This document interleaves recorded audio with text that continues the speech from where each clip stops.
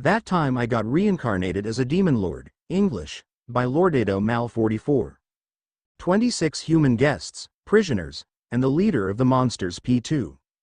It all happened in less than a second. The trap opened on the ground, and although Shizu escaped unharmed, the trio of adventurers accompanying her didn't have the same reaction as a veteran person to avoid this trap, and so they ended up falling victim to it. Furthermore, a troop of goblins surged out of the forest surrounding all four of them at once, closing off all possible escape routes. Of course, this scene made clear to Shizu the identity of the one who had created the trap, and gave her a slight idea of the situation she found herself in. Even though they were just hobgoblins, Shizu could see that each individual's strength was above average, not only possessing more magicules than a hobgoblin should possess but with power that surpasses what their race should have. Furthermore, weapons, clothing, and mounts were all abnormal as well, possessing a power that seemed out of the ordinary. Shizu felt that she was facing ogres, not goblins. Not only that, Shizu felt that these were the ogres that served a demon lord and nothing less. You managed to read what was written on the Torii, right? You're a person from another world, aren't you? Shizu turned around the moment she heard the voice that spoke to her, facing a red-headed goblina that came out of the trees on a mount unlike the others. Most of the goblins around Shizu used what looked like giant scarlet ants, although to Shizu they looked slightly different, but this goblina was riding a creature that more closely resembled a bear with a horn on its head. That should have been a sign that this goblina was higher up the goblin chain of command, which only served to make Shizu more alert. For a moment, Shizu wondered how she would respond. If she responded in a positive way, indicating that she was from another world, she could end up being accused of something that someone else from another world did. On the other hand, if she lied and got caught, or else she was simply considered expendable, it might be that she and her group would end up getting killed right here, or at least that could start a confrontation, and under the current conditions Shizu knew that she couldn't protect the trio. Whatever she decides, Shizu could be deciding whether the group will survive or die in this situation. And in this situation, Shizu chooses for the truth. Yes, I understood what was written. I am a person from another world. Shizu came to the conclusion that bringing attention to herself was the best way to end the situation on a good note. If they decided to kill her, then at least she could buy Cabal's trio some time by using all her power to distract the goblins, and if they decided they didn't need the others, Shizu could just claim that all four of them were a group of people who came from another world and that's why they got together. In either case, Shizu could attract the main danger to herself and allow the trio of young people to escape the danger. With that in mind, Shizu glared at the red-headed goblina, who kept staring back at her. Shizu was waiting for an answer or some sign, something that could tell her how she should proceed. And then, finally, when Rimuru-sama told me to keep an eye out for someone from Otherworld passing by, I really thought it wouldn't happen, but to imagine it would happen less than a week after he assigned me this mission. Or should I say, as expected of Rimuru-sama. With those words, the tension in the field disappeared. All the goblins, who were holding their weapons before, now let go of them and started to get down from their mounts. Also, a group of goblins entered the trap to help Kabal, Guido and Eren, who were still lying inside the hole. Shizu was surprised, not only by the change of air in the environment but also by the fact that these goblins were incredibly coordinated, something Shizu would never have expected to see from goblins. Shizu could hardly imagine the kind of work that goes into getting some of the weakest monsters in the forest to unite and grow stronger in this way. And at the same time, when the possibilities started running through Shizu's mind, fear took over her body, so she decided to think about that matter later. For now, Shizu decided to focus on the red-headed goblina that had descended from the bear and was now in front of her. Hello. My name is Akami. I'm the Valkyrie responsible for maintaining this area, at least until my boyfriend finishes training the future leader of this outpost. What's your name? Shizu. Shizu accepted Akami's friendly greeting, still surprised by how this situation had developed, and a small smile appeared on her face. There was more behind that goblina's smile than sympathy, and Shizu knew it, but at the same time Shizu could still see a great deal of acceptance. Probably more acceptance than Shizu has encountered from any monster in her entire life, and probably more acceptance than monsters would normally receive from a human. This made Shizu wonder who this Rimuru-sama Akami was talking about was. Among the things that crossed her mind, three possibilities prevailed. This could be a strong and powerful Majin, trying to reach the rank of Demon Lord. This could be a Majin at the behest of a Demon Lord. And this could be a human or Majin who work in the Eastern Empire, and who used the Empire's resources to build a strong monster civilization like this. In the end, any one of the three options was too daunting for Shizue, wondering what kind of actions could be taken against the surrounding weak nations in each of the three. Even so, until Shizue saw it in person, she would have no way of judging this Rimuru's true character, or at least that was the conclusion she came to. Normally, anyone who creates an army of monsters would not be considered a good individual. Even so, seeing how the monsters around her helped the group and the smiles on their faces, Shizue could only doubt it. In the end, she really would have to postpone her plans to check out the Demon Lord's territory on the other side of the forest and meet this Rimuru in person. Only then could Shizue ride her pod in peace, knowing that the people of Bluemond would be safe. Akami-san, could you take us to this Rimuru you mentioned? I think it's a good opportunity to meet someone who leads such an army of monsters. Of course. That's great. In fact, Rimuru-sama had insisted on meeting anyone from Otherworld who came to our forest, so it's a win. After saying that, Akami made a sign, symbolizing the other goblins around, and they all started to move. After a few minutes, with Guido, Kabul and Aren already out of the hole, what looked like a wooden carriage, which was being pulled by a giant scarlet ant or some variant species of that type of monster, arrived, and the group boarded the carriage next to Akami. The movement through the forest was remarkably calm. The roads somehow seemed to have been flattened for smoother movement, and the fact that the pulling creature was incredibly strong helped a lot. With that, Shizue didn't doubt that they would cover twice as much as they had advanced so far, and that in half the time. This made Shizue smile at the irony, thinking of how she was in search of the Demon Lord Leon Cronwell, and suddenly, she found herself in one of the situations that Yuki told her about the games he played, which usually led people to know Demon Lords. Could it be that my fate is tied to that of the Demon Lords? A smile appeared on Shizue's face as she thought this, realizing that the chances of that being possible were incredibly low, and so she turned her attention to the conversation of the others in the carriage with her. So, how is this Rimuru? Akami-chan, what is he like? Aren, who sat next to Shizue, asked Akami, who was driving the carriage. Guido and Kabul were sitting on the opposite side, but they also turned to Akami, all looking very eager for the answer. What is Rimuru like? What is it like to be the leader of a small nation of monsters?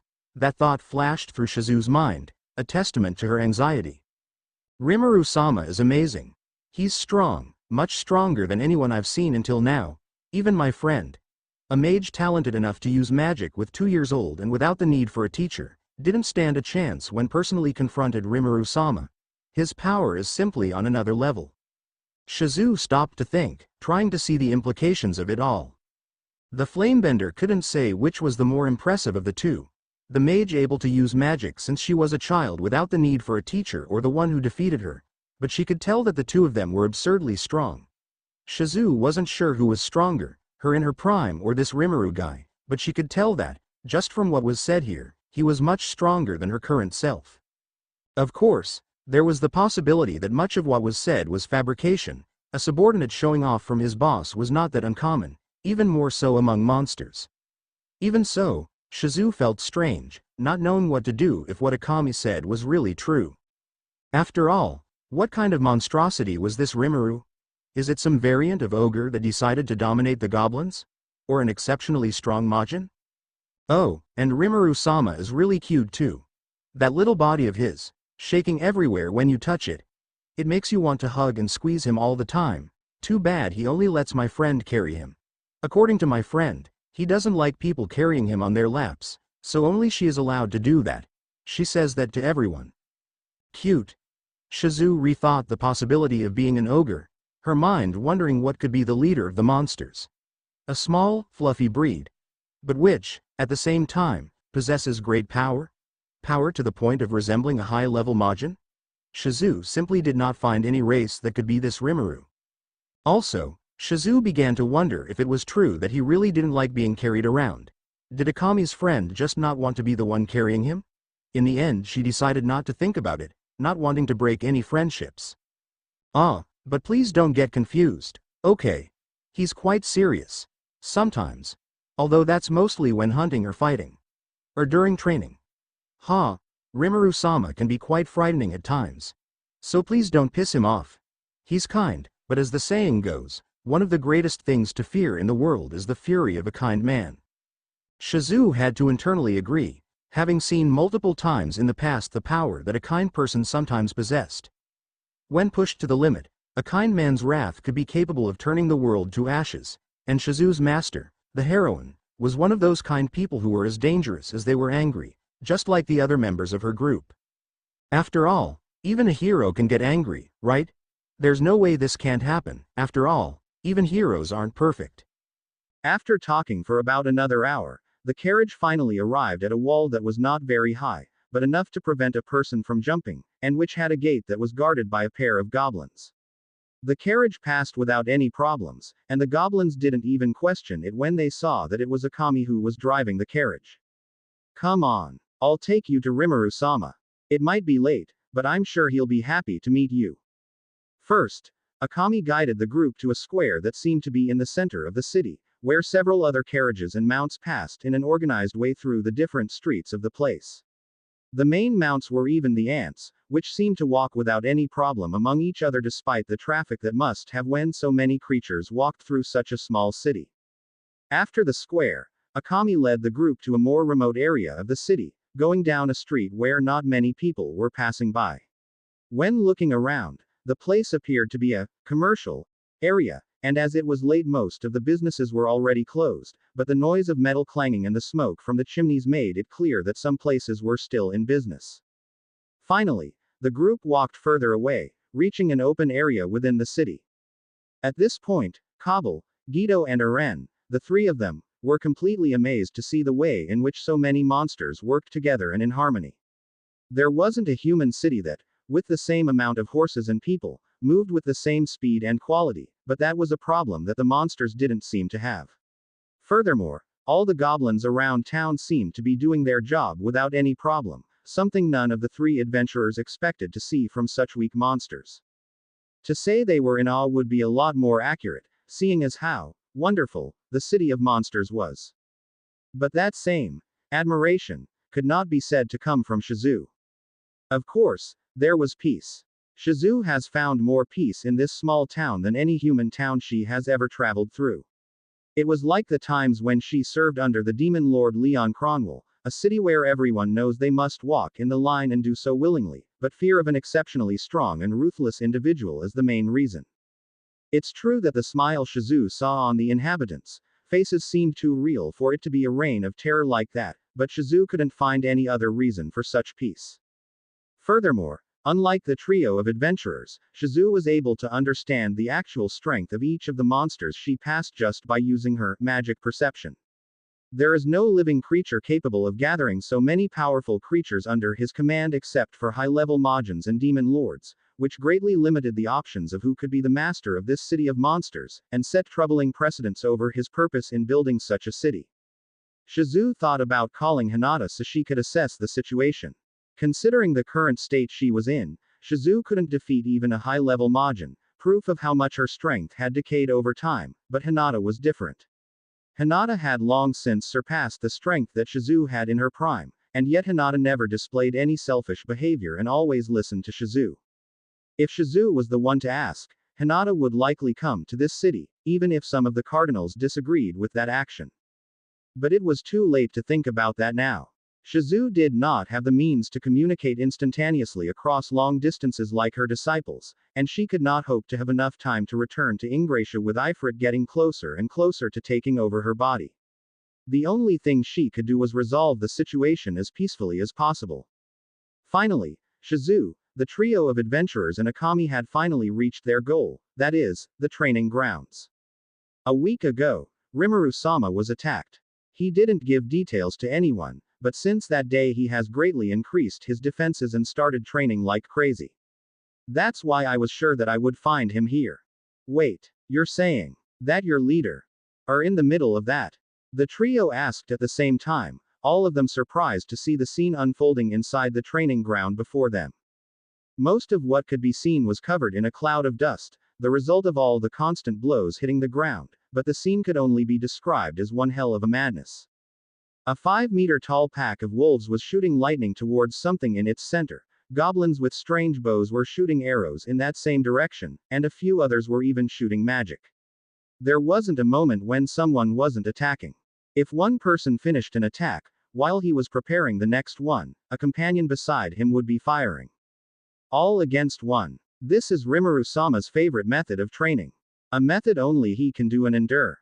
The trio was even more surprised. They couldn't even see what was going on inside the cloud of dust as it was so thick, so they had zero certainty whether the shots were even focused on a target or not. But even adventurers of their level could see the fact that all attacks, no matter the direction, really seemed to be aiming at a single position. To them that level of training seemed simply impossible, and they would probably die if they got involved in something of that level, but the leader of the monsters seemed to withstand all of that almost without difficulty. The image of fireballs, lightning bolts, ice spears and blades of water shooting out from within the cloud of dust, all at the same time, served as a warning that the leader of the monsters was attacking back.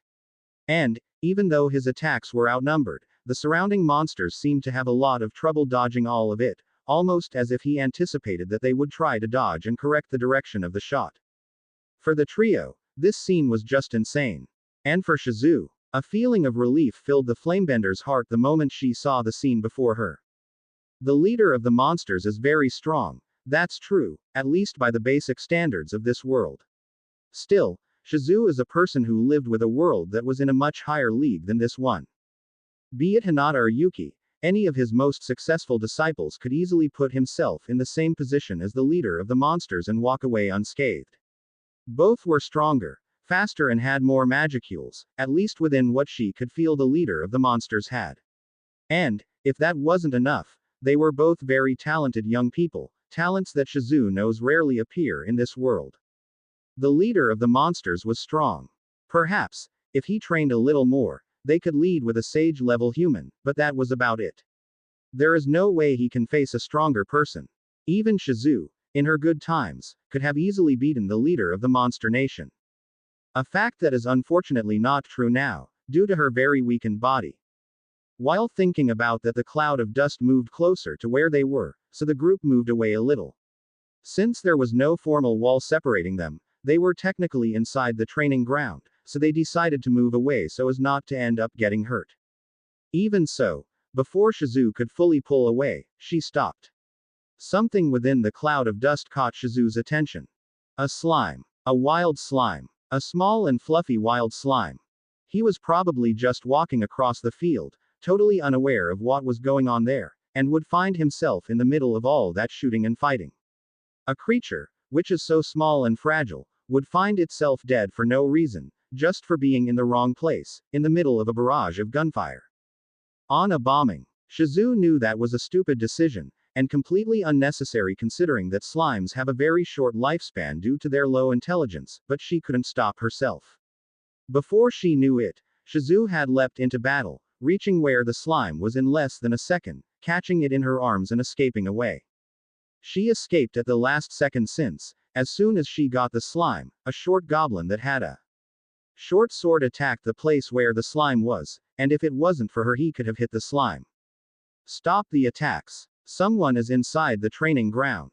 Akami, who ran to get closer to Shizu, shouted at everyone, and soon all the attacks stopped.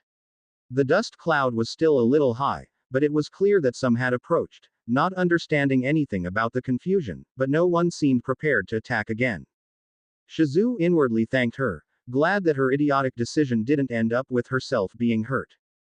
And then, all of Shizu's relief had changed to a deep rage, the moment she turned towards the goblin that had almost hit the slime. You should be more careful. Ever think of what could have happened if you had hit that poor slime? Me. But. No. Buts. The poor slime could have been seriously hurt if I hadn't entered the field and caught him in time. Shizu didn't give time for an answer, a strange anger building inside her chest as she imagined what could have happened to the poor slime. This situation left the goblin confused and unresponsive, looking at her not knowing what he should do. In the end, the only result she could come up with was that the goblin lowered his head, sadness in his eyes. That's right, Gobuta-kun. What could have happened to the poor slime? That's right. Shizu agreed with the person who spoke, whoever it was, putting the goblin even further down. Meanwhile, Shizu, whose rage still wasn't satisfied, turned towards the other monsters that were launching attacks in the training ground, choosing to start with the wolves. And you guys, you better watch where you shoot those beams of yours. I felt more than one of you was close to shooting the slime. But the master. No excuses, Ranga-kun. You almost hit the slime. That's right. The tail of the 5-meter-tall wolf stopped moving, his face a little crestfallen as he heard how the flame mistress scolded him. The wolves behind Ranga were no better, they all shrank in size and hid behind the pack leader. And you? Shizu pointed to a goblin in the distance, the creature with the most amount of magicules she had ever felt in her life. This was clearly an exceptional creature, having this power, and Shizu guessed who she was as soon as she saw her. If you really are the leader of this group of monsters, then you should be more careful. What if he got hurt? Honestly, I wanted to hurt him a little bit. Shizu's anger grew even more upon hearing the words of that goblina, the petulant way in which she said it. After all, what kind of leader does that to his subordinates? Shizu was about to start an argument again, this time letting all her anger out against that goblin, when she finally realized her mask wasn't on her face. Where's my mascara? She had probably fallen when Shizu went to get the slime, and in the middle of the high-speed movement she must have knocked her over. Something natural considering how crude the move was performed by Shizu, but which still made the flame mistress worried. Even so, she didn't have to look far to find her mask. Here's your mask. Ah, thank you, Slime-kun. Shizu slowly picked up her mask and then thanked the slime in her lap with a smile, putting the mask back in place the next moment. There was the lapse of a second or two before Shizu's brain finally processed all the information, freed of her anger this time, and understood what had just happened. The slime spoke. Slime-kun. Pleased to meet you. I am Rimuru Tempest, the true leader of the Tempest Monster Nation.